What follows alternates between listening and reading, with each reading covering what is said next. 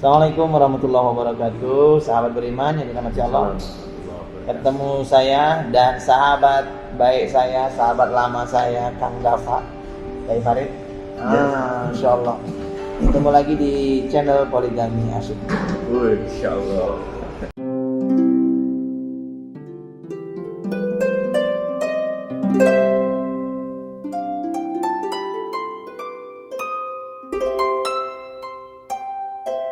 Poligami Asik with Mas Awan Abdullah and family. Mau ngobrol nih ceritanya nih, beliau ini Kang Dafa nih. Beliau ini adalah ketua Dakor nih, lama nggak ketemu, tahu jadi ketua aja nggak tahu gimana Dakor caranya. itu dan Qori. Oh, dai dan Qori. Para mubalik dan para Qori. Para mubalik Qori se-Jawa Barat. Masya Allah. Jawa Barat kan Kang? Alhamdulillah. Nah itu dia, se-Jawa Barat nih. Jadi ketemu orang besar nih. Tokoh yang cukup berbobot nih. Kira-kira bobotnya berapa kilo? Masya Allah. Ini ceritanya ini lama nggak ketemu. Kang Dafa ini mau tabayun nih, mau tanya-tanya nih. Kenapa nih? Ya kan? Kenapa Mas Awan kok sekarang udah poligami? Nah, nyalip beliau nih ceritanya.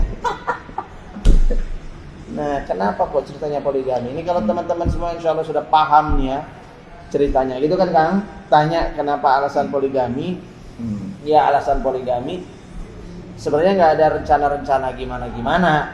Cuman kan waktu itu saya kan nikah istri tuh Kang. Istri aja anti dia poligami itu, anti sekali. Bahkan sebelum nikah itu dia suruh saya bikin MOU tuh. MOU surat pernyataan tidak akan poligami bermaterai. Tak bikin, tak buat tuh surat pernyataan tidak poligami. Nah, habis nikah, qadarullah kan, karena nerima konsultasi banyak janda-janda. Terus Janda yang mana itu? Janda yang muda, janda kembang, janda muda, janda rendu sedu gitu ya. Banyak lah, komplit lah gitu ya. Nah, dari situ banyak konsultasi kan, masa perempuan kok konsultasi ke saya kan gimana gitu kan? Nah, menjaga perasaan istri, ceritanya nih ya. Karena menjaga perasaan istri, dipisahlah itu tamu. Jadi kalau yang perempuan ke istri, yang laki-laki ke anak tuh. Yang laki-laki. Proses itu berjalan sebulan. Setelah selesai sebulan, istri nyerah. Dia bilang gini, Mas, kayaknya nggak ada yang terima konsultasi lagi. Udahlah, ke Mas Awan aja lah, semuanya ke Mas Awan. Kata dia gitu. Tak tanya, lo kenapa? Nah, kata dia gini, Mas, tiap hari dicurhatin janda-janda, tiap hari dicurhatin perawan-perawan tua gitu ya, segala macam lah, gadis-gadis, jomblo-jomblo. Aduh Mas, tiap hari dengerin tangisan perempuan tuh rasanya nggak kuat. Terus dia kepikir, kok saya egois ya, punya suami bahagia gitu, sementara ada yang belum kebagian suami. Nah gitu ceritanya. Kok dulu suamiku tak suruh MOU gitu kan, milik sendiri. Sementara perempuan-perempuan tuh janda-janda siapa yang mau sama mereka? Terus gadis-gadis yang nggak nikah-nikah tuh siapa yang mau nolong mereka? Nah disitulah akhirnya istri saya ngajak saya belajar ilmu poligami.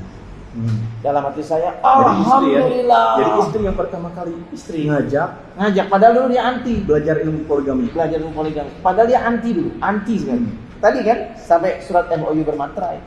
Nah, tapi ya qadarullahnya justru Allah yang membukakan hatinya dia. Makanya nih sahabat beriman semua, jangan terlalu benci. Kalau terlalu benci dibalik sama Allah. Betul. Benar. Jangan juga terlalu cinta. Jangan terlalu cinta juga, diambil entar. Ya. Dibanting, dicekek. Nah, jangan terlalu cinta, juga jangan terlalu banget lah. Benci itu jangan. Yang sedang-sedang saja. Begini Mas Awan, yang saya ingin tanyakan itu, ya mungkin tadi udah terjawab. Saya sangat-sangat heran. Tapi artinya bukan seperti ini ya, bukan artinya laku tidak laku. Artinya Mas Awan sampai bisa poligami, kan? Kan itu dari awal kita sahabatan kan jauh dari situ, kita nggak tahu ke sana ya. Ya mungkin itu dikarenakan mungkin rezeki atau memang sudah ada bagian nih. Kalau saya dipaksakan juga, kalau nggak ada rezeki nggak ada bagian nggak akan bisa, gitu. Walaupun ya banyak mungkinnya yang curhat, sama banyak yang curhat. Tapi kan seperti Mas Awan tadi kemarin, tadi ya cerita atau dulu dengan istri seperti itu. kan ternyata begitu, ya itu mungkin sudah jalannya, itu memang udah bagian salah satunya itu adalah rezekinya mungkin. Nah, betul. Saya juga aneh kan, wah Betul. Mas Awan nggak nyangka kok bisa poligami. Saya tidak akan Padahal benci dulu sama orang poligami poligami. ya. Sebetulnya ya ini Pengen. mah jujur-jujur aja laki-laki. Laki-laki. Pasti pada pingin Pada poligami. pingin. Cuman satu aja kuncinya. Bukan masalah laku tidak laku ya. Kuncinya satu, bagian dan rezeki. Itu Oke, aja. oke. Gini Kang Dafa, kalau kita ngomongin rezeki, kita itu kan nggak tahu ya kaya atau miskin. Kan kita nggak tahu kedepannya kita jadi orang kaya, kedepannya jadi orang miskin, kita nggak tahu. Bagian kita itu apakah kita ini surga atau neraka, kita juga nggak tahu kan. Terus tapi kan kita suruh ikhtiar cari surga. Padahal kita kan udah ditakdirkan surga apa neraka, ditakdirkan kaya apa miskin, udah ditakdirkan. Tapi tetap aja kita suruh ikhtiar. Jodoh juga sama, udah ditakdirkan. Jodoh kita 4, 3, apa berapa kan Allah yang tahu. Betul. Tapi kan kita nggak usah mikirin jumlahnya berapa, apakah ada bagian atau enggak. Nggak usah mikirin itu, mikirin apa? Usaha aja yang benar. Siapa tahu dapat gitu kan? Iya kan? Namanya apa? Ya Jadi iseng-iseng berhadiah lah iya, gitu kan. betul. Kalau ikhtiar untuk ke sana yang mungkin tidak terlalu fokus mungkin ya. Kalau ada pun mau betul-betul poligami, pasti dia akan berikhtiar fokus. Tapi kan ini mengalir. Jadi yang namanya istri adalah rezeki, anak rezeki, suami rezeki. Tapi sebetulnya rezeki yang paling besar itu adalah rezeki sehat, rezeki selamat ya, dan rezeki tenang hati gitu. Itu ya. Makanya ya, tadi udah seperti kan setiap manusia ada rezekinya dan rezeki itu beda-beda. Beda-beda. Nah, jadi sekarang Mas Awan rezekinya isinya 2 atau bisa 3, Udah 2 misalnya ya, udah 2 terus tenang hatinya. Iya kan? Iya, Anak-anak amin, soleh, amin. iya kan? Udah istrinya 2, tenang hatinya, anak-anaknya soleh. Iya. Kurang apa lagi? Iya. Kurang 2 lagi. tinggal 2 lagi. 2 lagi gitu. Kalau saya kan ya masih cukup gitu 1 gitu kan. Wah, masih cukup 1, tapi yang terpenting tadi kan ya rezekinya kan seseorang beda-beda. Jadi kan itu rezeki semuanya. Ya, Jadi saya rezekinya mungkin isinya 1, ya kita bersyukur. Yang paling utama itu rezeki kan tadi, yang penting sehat, selamat, ya tenang hati. Betul. Nah itu Kang, di kepala saya tuh nggak pernah berpikir istri saya 1 tuh nggak pernah. Dan saya juga Sejak kapan itu? Sejak dulu, sejak SMA. Sejak SMA. Dari TPI itu. Enggak, sejak SMA. Masya Sebelum Allah. dari TPI, sejak SMA itu nggak pernah kepikiran istri 1 tuh nggak pernah. Tapi juga nggak pernah memaksakan pingin segera poligami apa gitu, target 2, 3, 4, nggak pernah target. Mengalir, flow aja, kayak sekarang mengalir aja. Tapi nggak pernah namanya kepikir itu susah. istri pertama ya Yang nyuruh membuka hati. poligami. Karena kan dulu dia sudah nyuruh saya bikin MOU kan. Jadi udah nggak kepikir saya tuh mau poligami, dia sudah MOU nggak. Makanya begini kan boleh. jarang gitu ya. Banyak yang bertanya-tanya. Jarang sekali wanita yang membukakan untuk poligami pada suaminya. Makanya itu terbuka hati seperti apa sih seorang istri bisa terbuka untuk terbuka hati. Bahkan bisa mencari untuk suaminya kan jodoh yang kedua itu atau istri yang kedua itu. Ya, ketika seorang perempuan sampai pada titik keimanan di mana dia itu la yu'minu ahadukum hatta yuhibba li akhihi ma yuhibbu li nafsihi. Jadi seorang mukmin itu dia tidak disebut beriman kalau belum mencintai saudaranya. Sebelum mencintai saudara itu seperti mencintai dirinya sendiri. Nah, jadi istri saya itu mikir terus, kok aku tuh bahagia, kok ada orang lain yang belum bahagia. Persoalannya kan saya dulu kan duda Kang. Dulu kan saya duda, istri waktu nikah kan masih dari TPI dulu kan. Nah, terus istri itu juga udah nikah dulu. Nah, dia itu bercerai karena suaminya selingkuh. Makanya dia anti poligami, karena suaminya maksa pengen poligami. Nah, jadi karena suaminya maksa poligami, dia nggak siap, nggak terima, cerai. Makanya dia anti poligami. Lah saya juga gitu sama Kang. Dulu saya kan pisah, jadi duda lah saya kan. Nah, duda ketemu janda, punya background masa lalu yang pahit kan. Nah, kita nikah, udah kita fokus. Tapi istilah kita berpikir, bahagianya saya ya, dulu duda, stres gitu kan, nggak enak jadi duda. Allah kasih rezeki jodoh. Nah, istri saya juga gitu sama. Dulu nikah nggak bahagia, kemudian setelah cerai nikah dengan saya bahagia. Nah, karena kita bahagia itu kan kayak naik tongkang. Kayak kalau kita naik Kang, naik apa? Di kendaraan naik tol itu kan, kalau jalannya mulus terus apa yang terjadi? Ngantuk kan? Ngelamun, ya. Ngelamun kan. Nah, kita kan butuh hiburan supaya nggak ngantuk. Iya kan, butuh tantangan gitu kan. Penumpang cuma 2. Saya nyetir, istri ngantuk. Ya udah, butuh satu lagi yang nggak ngantuk gitu kan. Ngajak ngobrol gitu. Gambarannya gitu maksudnya. Artinya apa? Rumah tangga kami bahagia. Saking bahagianya, kita tuh nggak tahu mau apa lagi. Masya Allah, tabarakallah ya. Alhamdulillah Allah izinkan bahagia. Habis bahagia, kan nggak pernah cekcok, nggak pernah ribut, udah klop. Terus kita ngapain lagi nih rumah tangga? Nah, qadarullah-nya tadi itu peristiwa ada orang-orang yang belum nikah, janda-janda segala macam itu, yang akhirnya membuat istri saya iba, ingin nolong mereka. Itu awalnya itu. Gitu. Hatinya itu terketuk karena justru mendengar curhatan para janda-janda, gadis-gadis, jomblo-jomblo. Nah itu saja awalnya dari situ. Terus kita belajar bareng. Nah prinsipnya, konsepnya tuh Kang, saya tuh nggak pernah nyari sendiri, apa sendiri nggak pernah. Ya, pokoknya ngelibatkan dia terus, betul. Nyarinya. Makanya itu kan tidak, ya bisa dikatakan bisa terhitung lah ya wanita untuk legowo gitu ya hatinya. Bahkan sampai mencarikan yang kedua untuk suaminya, kan itu luar biasa hatinya berarti kan. Ya. Tapi kan apakah di situ itu apakah memang ada ilmunya, petunjuknya? Ada Kang, kisahnya ada. Kalau ilmunya ada Kang, jadi kayak ya sahabat beriman bukan ilmu hipnotis bukan, atau itu sulap ya, bukan. nggak punya Kang, itu nggak punya Kang. Jadi ilmunya itu Kang, ilmu bagaimana membuat istri itu yakin. Harus ini biar tenang. Minumannya coba. Minumannya coba. Biar agak ini udah sampai ini ya. Udah mulai hot ini. Ada apa nih? Nah, ini jeruk panas. Tadi itu saya apa es teh nih? Enggak apa. Es teh coba gitu.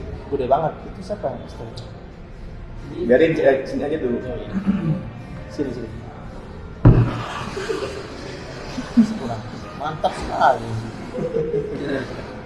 Jadi gini Kang, ada ilmunya. Ilmu biar istri itu yakin kalau kita itu setia. Kita bukan cowok nakal, bukan suka nyari sendiri. Kita itu setia. Bahwa kalaupun kita nikah lagi itu bukan karena meninggalkan dia, bukan berarti kita membagi cinta, enggak. Ingat loh ya. Poligami itu bukan cinta yang udah ada dibagi, itu bukan. Tapi dia nambahin cinta. Jadi cinta sama istrinya tetap utuh 100%. Terus ketika dia punya istri lagi, cintanya nambah 100% lagi untuk istri. Berarti tidak ada kata-kata cinta segitiga, nggak ada ya? Nggak ada. Yang ada juga adalah cinta dibagi itu karena cinta yang bertambah. Cinta itu bertambah, bercabang. Contohnya gini Kang, kita punya anak pertama kan sayang banget kita sama anak pertama kan. Terus apakah ketika kita punya anak nomor 2, cinta kita sama yang pertama berkurang? Dibagi kan enggak. Yang ada cinta itu nambah lagi, tumbuh lagi untuk yang kedua. Kan kita cinta sama anak kita 100% semuanya. Nggak mungkin dong kita mencintai anak, kamu 50% ya, kamu 50%, atau kamu 25, kamu enggak. Semua anak kita cinta 100%. Betul. Nah, begitu pula istri-istri. Jadi istri itu semuanya kita cinta 100%, semuanya 100%. Nah, itulah hebatnya laki-laki. Seizin Allah diciptakan dia qawam itu karena cintanya itu bisa tumbuh. Nah, sisanya itu gak dibagi-bagi. Pantas jadi dulu poligami ya. Jadi cinta bertambah ya, bukan cinta dibagi. Enggak. Betul. Paham. Tapi kan yang seperti itu, saya juga tidak menyalahkan yang poligami. Justru itu kan dalam Al-Quran kan sudah jelas, fambihu matobalakum Indonesia masna wasulasa warubah. Itu kan di situ ada kalimat perintah dan juga kalimat batasan. Perintahnya fambihu kalau menikah. Batasannya 4 kan, masna wasulasa warubah. Nah, ada orang mengatakan siapa orang yang tidak setuju dengan poligami berarti otomatis tidak setuju dengan ayat Quran tersebut, gitu kan? Kalau nggak setuju dengan syariat poligami, dia termasuk murtad. Tapi dia murtad. Iya, kan nggak setuju dengan satu ayat kan murtad ya. Satu ayat Allah saja dia nggak setuju, murtad. Karena dia menganggap pendapat dia lebih besar daripada pendapat Allah. Ini kalau dalam apa itu? Kitab Nawakidul Islam itu kan pembatal keislaman kan benci dengan syariat. Artinya dia benci. Nah, kalau orang tuh benci dengan poligami, benci dengan syariat, dia batal keislamannya. Batal, murtad. Tapi kalau dia nggak setuju karena belum siap, nah itu oknum, berarti kasuistik. Boleh, itu nggak murtad. Misalnya, Kang Dafa punya istri, istrinya nggak mau dipoligami, yaitu hak, boleh nggak mau dipoligami, tapi dia nggak boleh benci syariat poligami. Iya. Tapi kan kesananya fainhum la ta'dilu fawahidah. Nah itu kalau tidak bisa adil makanya harus satunya itu. Nah Ya. sekarang pertanyaannya, Gimana di cara adil? dunia poligami sekarang seperti apa nih banyaknya? Banyak yang adil atau banyak yang ya rancu-rancu lah Oke, sambil minum dulu kan. kisah-kisahnya ya. Oke, siap. Ini pasti kan di dunia poligami sangat tahu nih seperti apa gitu kan. Rata-rata ya. Rata-rata. Ini yang sudah berpoligami. Yang pengalamannya kan, Yang pengalaman. frekuensi saya kan teman-teman poligami semua. Betul. Itu rata-rata yang cerai itu karena tidak ada keadilan. Itu paling banyak. Suami tidak bisa berlaku adil. Siapapun nggak bisa berlaku adil, presiden pun nggak bisa berlaku adil di demo. Apalagi cuman kita. Laki-laki nggak bisa berlaku adil pasti di demo. Pertanyaannya, manusia mana bisa Biasanya adil? dari pembagian adil dari apanya? Dari Apakah malam, dari paling banyak itu malam hartanya, nafkah. nafkah Lahir dan batin. apa lahir? Ya dua-duanya. Dua-duanya. Satu misalnya ya, istri dalam seminggu, istri kedua cuma dapat 1 hari, yang 6 harinya ke istri pertama. Oh iya. Nah, dan seterusnya begitu. Kalau di awal nikah namanya misyar kan. Nikah misyar itu nikah di mana salah satu istri itu atau seorang istri ridho nggak dikasih nafkahnya. Itu dia misyar boleh. Seperti istri Misyar Rasulullah, Saudah binti Zam'ah. Istri Rasulullah memberikan malamnya kepada Aisyah. Artinya dia rela kok Rasulullah tidak menggauli Saudah binti Zam'ah karena memang Saudah sudah tua. Karena nggak bisa ngelain, dia ridho. Nih Rasulullah nggak usah ke tempat saya, nggak apa-apa. Malamnya tak sodakokan ke Aisyah, bunda Aisyah. Nah itu namanya nikah misyar. Nikah misyar itu adalah nikah di mana seorang perempuan dia ikhlas tidak mendapatkan jatah haknya. Kalau orang nikah poligami awal-awal, jadi istri pertama 4 hari, istri keduanya 3 hari, itu masih maklum. Tapi harus dikasih tahu kalau ini dalam masa adaptasi. Bayangin selama ini 7 hari, tahu-tahu udah kepotong 4 hari, itu kan udah luar biasa. Dulu saya kan awal nikah poligami, istri pertama itu 5 hari, istri kedua 2 hari. Dulu awal 2 sama 5. Kenapa? Jauh. Ya adaptasi. Tapi kan nggak lama, paling sebulan. Sebulan kemudian ganti 4-3. Berikutnya sebulan berikutnya ganti, akhirnya jadi 3-3. Nah, berproses. Tapi istri keduanya dari ridho dulu nih, nggak apa-apa sudah kedua, nggak apa-apa suami saya nggak adil, itu namanya misyar. Suami nggak bisa berlaku adil bukan karena nggak bisa, tapi karena untuk menegakkan keadilan butuh proses gitu loh. Dan itu boleh. Nah akhirnya sekarang dua-dua. Jadi sekarang jadi dua maksud, ketepannya maksud di sini sama. tuh kebanyakan yang Cerai. gagal poligami Ah. di dalam poligami itu apakah dari hal harta atau hal Enggak ada. Orang yang poligami yang miskin-miskin banyak kok. oh, Di tempat gitu. saya itu ada yang Ya, cuma tukang yang servis saja. kebanyakan ininya, kebanyakan yang Gagal. gagalnya itu. Yang paling gagal tuh paling banyak gara-gara dia nikah diam-diam tanpa izin istri pertama. Enggak, maksudnya Itu orang yang 99%. sudah poligami nih, yang Iya, sudah udah tahu poligami. nih, yang sudah tahu suami istrinya juga udah tahu poligami, istrinya udah tahu suami udah nikah lagi gitu kan. Iya. Nah ternyata ada yang gagal kan. Nah, itu gagal tuh karena kan tadi karena Iya. tidak adil. Karena nggak adil. Adilnya itu dikarenakan ekonomi atau dikarenakan Ya kan batin ya? nafkah. Karena suami Nafkah, ya, ngasih pasti nafkahnya nggak ekonomi adil. berarti. Nah ekonomi. Dari Ngasih ekonomi. nafkahnya nggak adil. Kebanyakan Ke istri pertama, istri kedua nggak adil. Adilnya kan harus proporsional, tapi dia nggak adil. Ngasihnya cuma istri kedua biasanya cuma dikasih 100.000 sebulan, 200.000 sebulan. Mana bisa orang hidup segitu? Nah itu nggak adil secara nafkah. Itu juga termasuk masalah malam, jatah malam. Kadang-kadang istri kedua cuma dikasih jatah sebulan itu cuma 3 hari. Bayangin itu pasti sebulan jadi 3 permasalahan hari. besar juga. Lama-lama nggak hilang kesabaran juga kan manusia kan, mungkin si perempuan-perempuan itu istri Ini kedua jadi lama-lama permasalahan besar itu juga karena Iya. hari yang berbeda. Hari yang berbeda. Bukan ekonomi saja bukan. Ya dua itu rata-rata. Karena sudah dapat jatah harinya sedikit, ditambah jatah Ekonomi. nafkah ekonominya sedikit. Pertanyaannya kok bisa sedikit gitu kenapa? Istri pertama yang menguasai. Istri pertama suami gajian diambil, terus dia yang bagi sendiri. Saya segini nih buat istri kedua. Nah itu semena-mena dia. Istri pertama. Nah kenapa kok istri pertama menguasai? Kamu nggak boleh ya kesana lama-lama. Telepon terus. Kamu di tempat istri kedua ya. Kamu di sana cuma jatah. Kamu boleh nikah, poligami boleh, tapi cuma 2 hari, 3 hari, sebulan. Gitu. Ada yang cuma dikasih kamu di sana siang aja ya, nggak boleh malam. Akhirnya gagal ya. Gagal. Kenapa? Ya ini ikatan suami takut istri, harus repot. Karena suaminya takut sama istri, istrinya yang ngatur. Nggak bisa. Poligami itu seorang laki-laki terus punya wibawa dulu. Dia harus punya qawam, jiwa kepemimpinan. Dia mimpin istri-istrinya. Jadi jangan takut sama istri gitu loh. Ya tapi kalau Saya tidak takut, makanya tiap malam bareng dengan istri. iya, tapi kalau mau bahas sedikit ngomong poligami udah. Seharian dia mutung, diam aja gitu, itu berarti belum bisa. Nah, makanya perlu banyak diskusi, ngobrol, cerita tentang kisah-kisah bagaimana Rasulullah mengorbankan dirinya, nolong para janda-janda segala macam. Nah, itu perlu ada diskusi. Sering ngobrol itu harus sering. Karena kebanyakan laki-laki itu menuntut istrinya mau menerima syariat, tapi suaminya belum didik. Gimana ceritanya? Istri belum didik, suami belum didik, belum ngajarin, tahu-tahu suruh siap.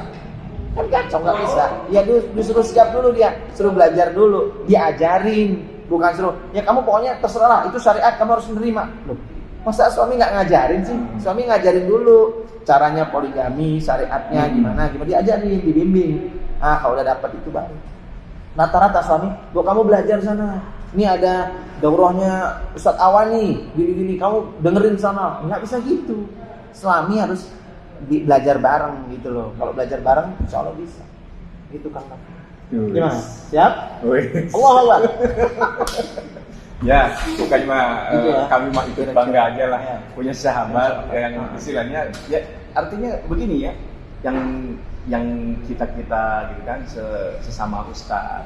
Artinya begini ya, sahabat sesama ustaz kalau istilahnya sudah lebih istri kedua bahkan punya 3, itu pandangan para mubalik atau para ustaz, pandangan saya sendiri, wah dia berarti sudah istilahnya bukannya jadi di bawah, tidak, bahkan dia diangkat derajatnya, berarti dia ya salut, bagus, itu mantap. Mudah-mudahan Kang dapat diangkat pula derajatnya. Kan beda-beda gimana angkat derajatnya di sini. Nah, artinya kan ya semuanya tadi kembali ke laptopnya. Ya, Mas Tukul ini doain Mas Tukul lagi sakit ya. Doakan ya mudah-mudahan sembuh. Nah, jadi istilahnya tetap saya keyakinan itu karena bagian dan rezeki gitu. Kalau tidak bagian, kalau dipaksakan kan ya ke sana nggak bisa. Kalau sudah ada rezeki, apalagi ada bagian, ya seperti guru-guru saya kan, banyak yang istrinya ya lebih dari 2, dari 4, 3, ya bahkan 4 gitu sempurna. Ya, tapi semuanya gitu aman, nyaman, tentram, damai, akur. Ya itu yang dijadikan contoh gitu kan, sebagai tauladan. Walaupun sulit, memang tidak akan sulit untuk tersampai oleh ilmunya oleh kita lah. Kita mah hanya terus aja ikhtiar dan ikhtiar. Tapi di situ pun juga ya mungkin ya banyak ilmunya gitu poligami itu, karena yang manusiawi, karena ya duniawi inilah banyakannya kan akhwat mungkinnya sekarang.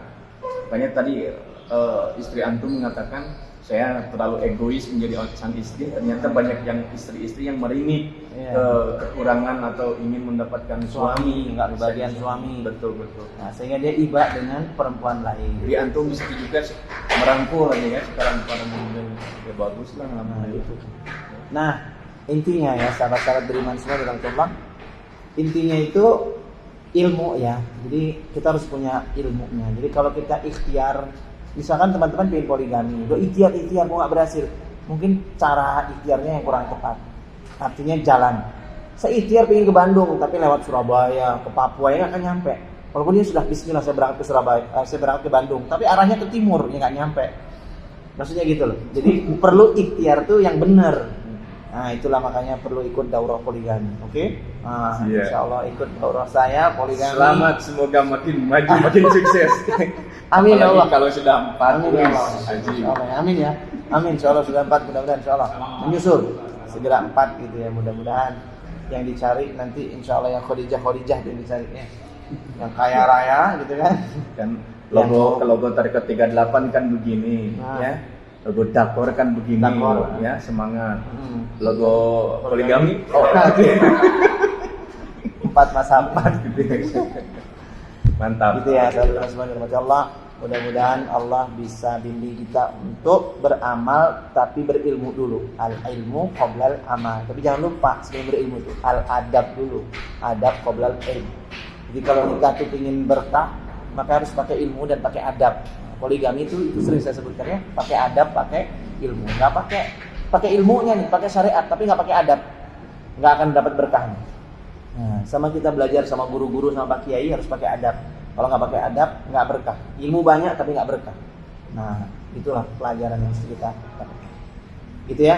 Oke, ketemu lagi kapan-kapan. Makasih Kang Dafa ya. Sama-sama Mas Bisa Awan. silaturahmi ke Bandung. Mudah-mudahan Kang Dafa kapan-kapan ke Jogja. Kita Amin, sambut juga insyaallah. mudah-mudahan. Semoga panjang umur, Amin, amin, sehat amin. selalu.